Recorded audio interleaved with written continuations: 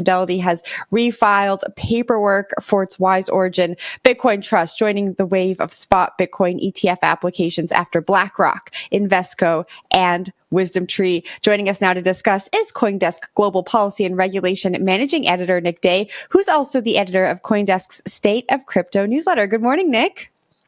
Good morning and happy Friday. Happy Friday. All right. We're gearing up for the long weekend and we have another Bitcoin ETF filing. This is Fidelity's first application since it was rejected in January 2022, right after the SEC said no to Bitcoin ETF applications from First Trust and Skybridge Capital. What happened then? What are they doing now? Why is now the time for this flurry of applications? To answer your last question first, honestly, I think now's the time because BlackRock did it. And I think everyone's got this assumption that BlackRock has a pretty good record, right? It's had exactly one ETF rejected out of nearly 600, I believe. So, it seems to be the idea is, well, if BlackRock's doing it, clearly they think that there's some compelling reason.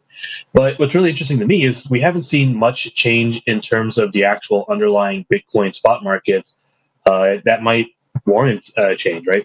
So if you look at all the SEC rejections from years past, and there have been some pretty lengthy explanations of why they've rejected some of these spot Bitcoin ETF applications, and they come down to a lack of surveillance sharing agreements with markets of significant size. So basically, the SEC is saying that there's no spot Bitcoin market that is regulated enough, that is secure enough that it can prevent market manipulation or other issues from occurring on the overall market.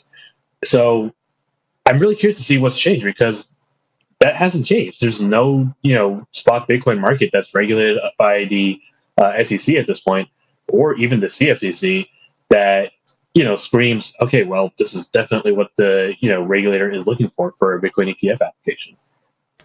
Could there be something in this surveillance sharing? So recently we saw Cathie Wood's ARK Invest amend their spot Bitcoin ETF to include the service sharing agreement.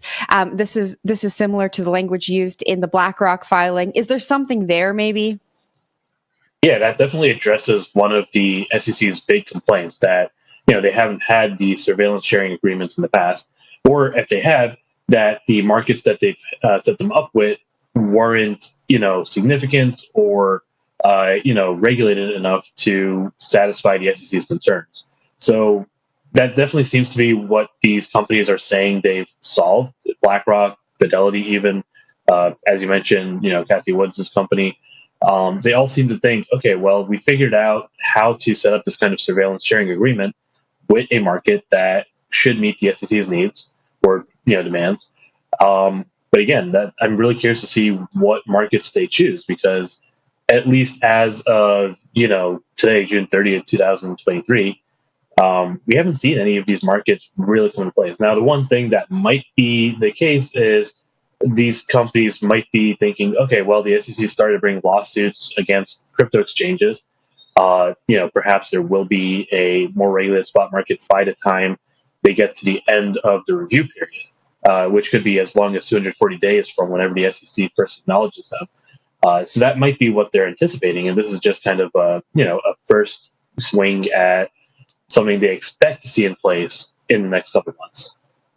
I think it's important you bring up that more than 200 days number. This isn't something that's going to happen tomorrow. There's a process here. And as we saw on that graphic that was flashing on the screen just a moment ago, there have been 30 tries so far, according to some data. Talk to me about the next steps in the application process. What can we expect? So the thing we're looking for right now is the SEC's formal acknowledgement that it is reviewing these applications. That's going to kick off the first 45-day review period, at which point the SEC will have the option of extending or approving or disapproving the application. My guess is, and this is what the SEC has done with every single one of those applications before, is they will extend the review period to go through the full 240 days. But right now, all we've seen are the initial forms filed by the issuers, so by BlackRock and Fidelity. What we need to see is the SEC post on their website and on the Federal Register a document saying, okay, well, we have received this thing, we have begun looking at it, That could happen, soon. It could take a few weeks, but generally it follows pretty quickly from once the first form, the 19B4, is filed. Any indication from your reporting, from a regulatory perspective, why there's so much excitement around this when these ETFs exist in places outside of the US? Like, is there just hype around this, or from a regulatory perspective, is there something here that we should be watching more closely? Well, companies have been applying for Bitcoin ETFs for years now, and the argument has always been that if you have an ETF structure, it lets people gain access and exposure to Bitcoin without having to actually buy into Bitcoin. So if there's concerns about, for example, things like security, or for people who don't want to deal with their own wallets, or for companies, or accredited investors, or sophisticated investors who want some kind of security and assurance about what they're investing in, but don't want to, or can't deal with the actual Bitcoin market. In theory, this will provide them with access. Also, Bitcoin ETF should be, accessible by anyone, really, any kind of retail trader. So, show up in your TD Ameritrade account if you want to. So, basically, the security is one thing, and then the ease of access and accessibility is the other thing. A lot of people just really want to see whether or not there will be mainstream interest in Bitcoin through an ETF structure, where there might not be if they're stuck trying to buy Bitcoin on their own wallet and self custody or trusted custodian or anything like that. All right, Nick, we are going to leave it there. Thank you so much for joining us this morning, and I hope you have a great weekend. And you. That was CoinDesk Global Policy and Regulation Managing Editor Nick Day. Don't forget to sign up for the State of Crypto newsletter on CoinDesk.com.